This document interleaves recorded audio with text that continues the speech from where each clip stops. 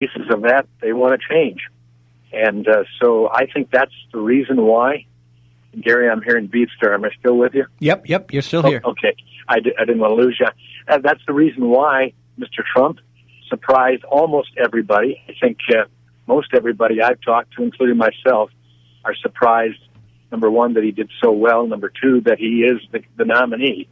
And yet, it was based upon the fact that people said, we want someone who will speak up, who will say things, maybe not eloquently, maybe not presidential, maybe not with all of the grace that we expect from politicians, but at least will identify with what we're feeling and will say we're going to change things and make things work.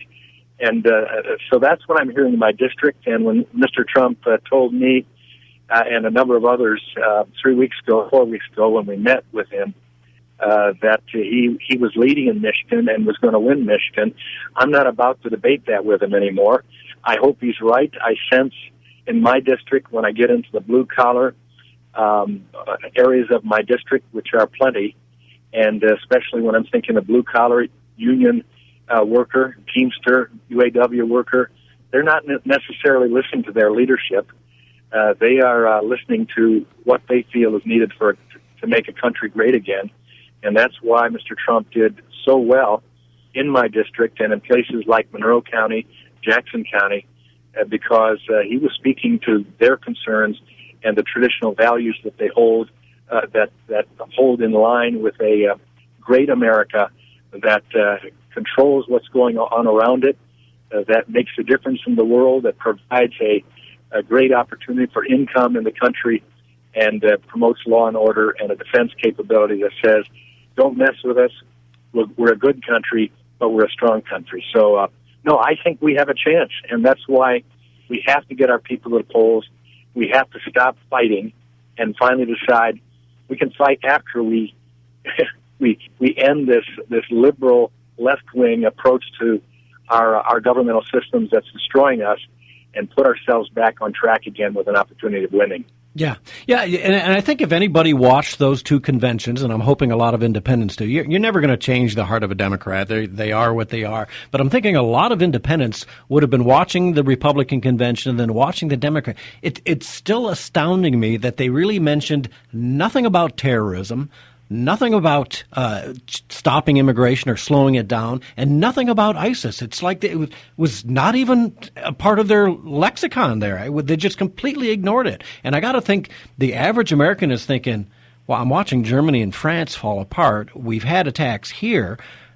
Why aren't they addressing the issue? And yet the Republicans did. Do you think that's really going to have a big impact on the election day this November?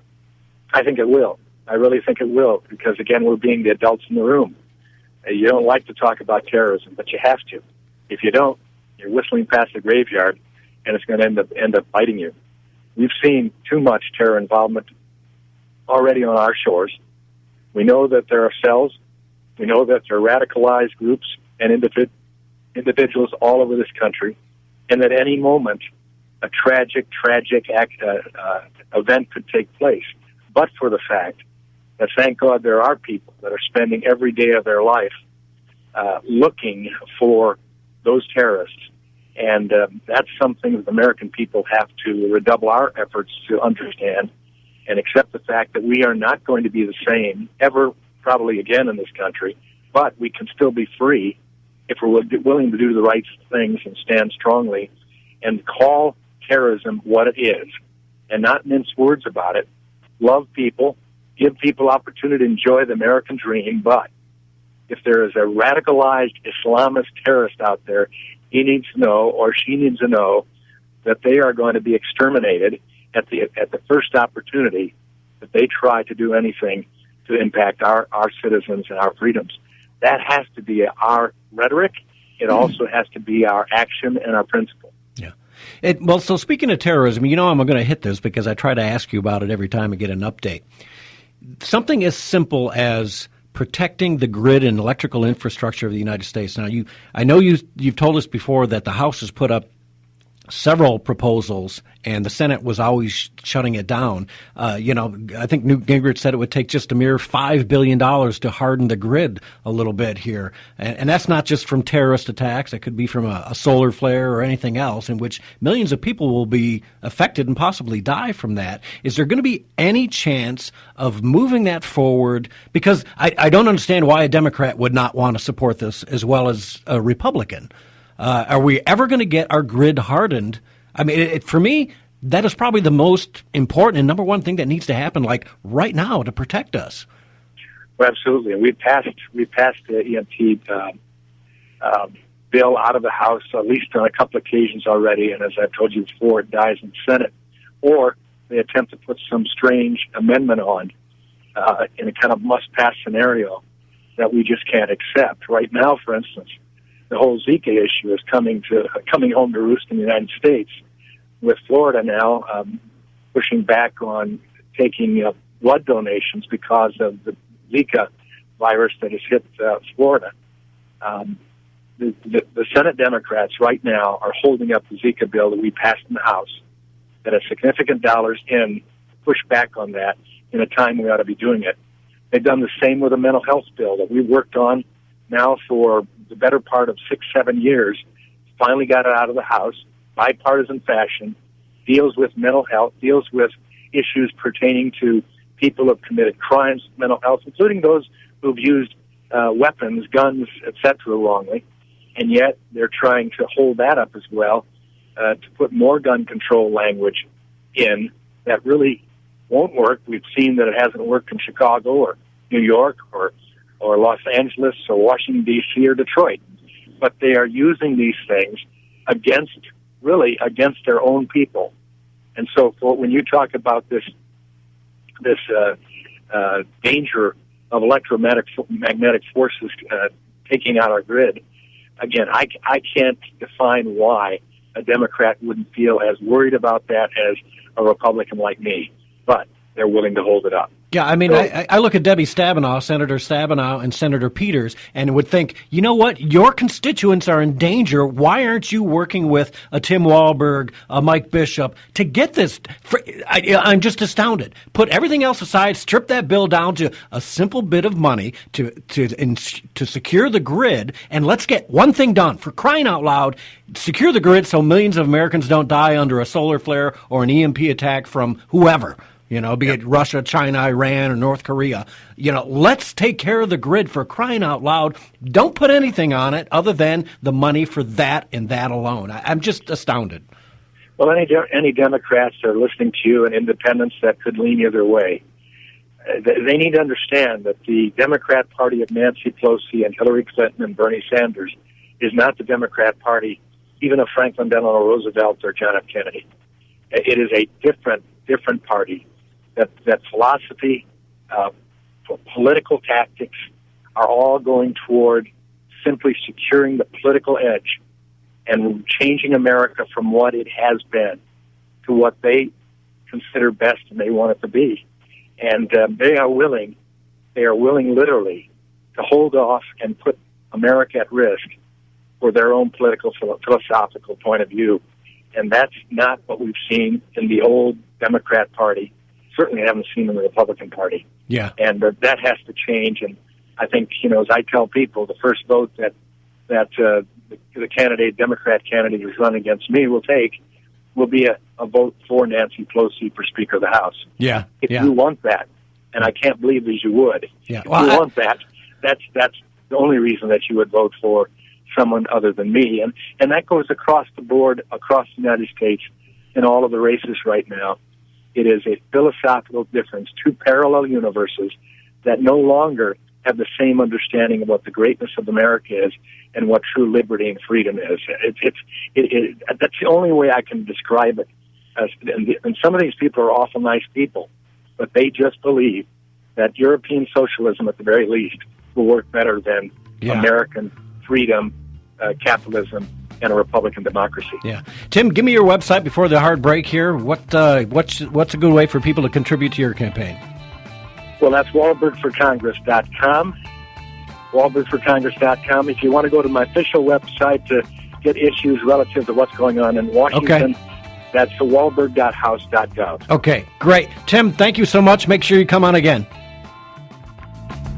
People are always on the move, driving to work, getting the groceries, hauling the kids to practice. How do they keep up to date? They listen to Wham Talk 1600 just like you. If you're a business owner, your message can reach these people wherever their travels take them. People tune to Wham Radio for intelligent conversation with hosts like Theron Axe, Glenn Beck, Laura Ingram, Jerry Doyle, and Dana Lash. They stay tuned in for Fox News updates, and they'll stick around for your message as well. Call 734-971-1600 today and advertise your business on Wham Talk 1600 and whamradio.com.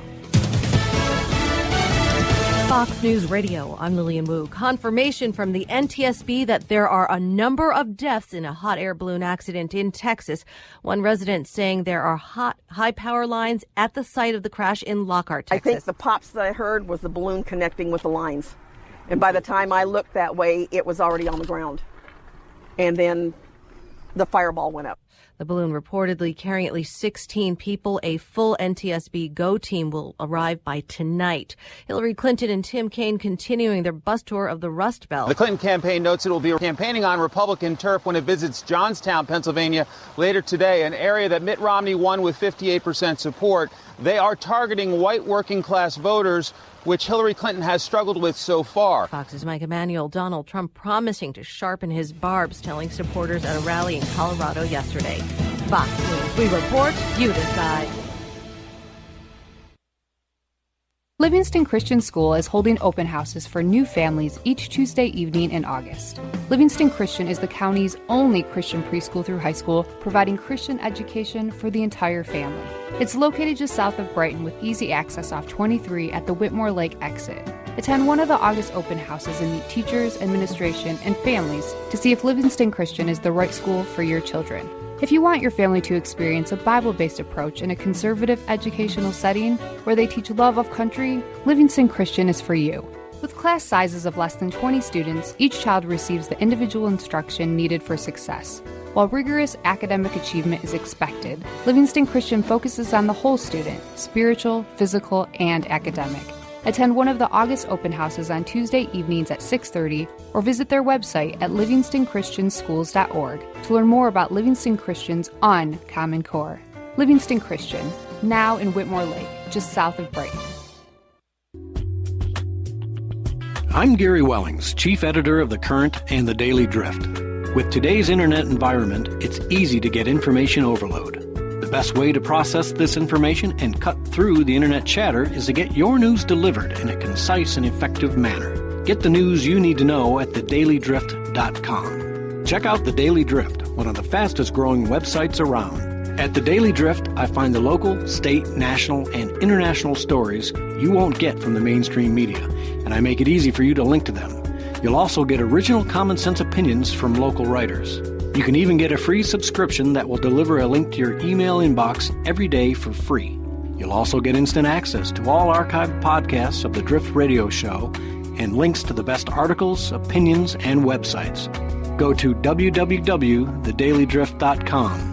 That's the news you'll need to know at thedailydrift.com. You're listening to The Drift on Wham Talk 1600.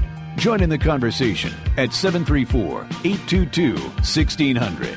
Now, back to your host, Gary Wellings. And thanks for tuning into The Drift. Thanks for catching my drift, I guess, here. Let's take care of a little business. If you're looking for some new dental work or just want to change your dentist because you get kind of not feeling that you're being taken care of, try Sterner Family Dental in Whitmore Lake, 734-449-2081. That's 734-449-2081. Dr. Travis Sterner is a great dentist, a great guy. They've got a nice little office there. It's easy on, easy off at Barker Road in Whitmore Lake there, right off of US 23. You can go to SternerFamilyDental.com, Sterner, S-T-E-R-N-E-R, FamilyDental.com, right there in beautiful Whitmore Lake. So give them a check out. So it might be time for you to upgrade your dental work, I guess, shall we call it like that. Okay, so we are talking with Congressman Tim Walberg, and thank you very much, Tim, if you're still listening, for calling into the show. Love having you come in and give us some updates, and we'll try and do that a little more often for our listeners here. But let's talk a little bit about the Democratic convention. We kind of hashed out the Republican the last time around. I said it last half hour. It was the fantasy land. I think Linda used that same word on her show a little while back.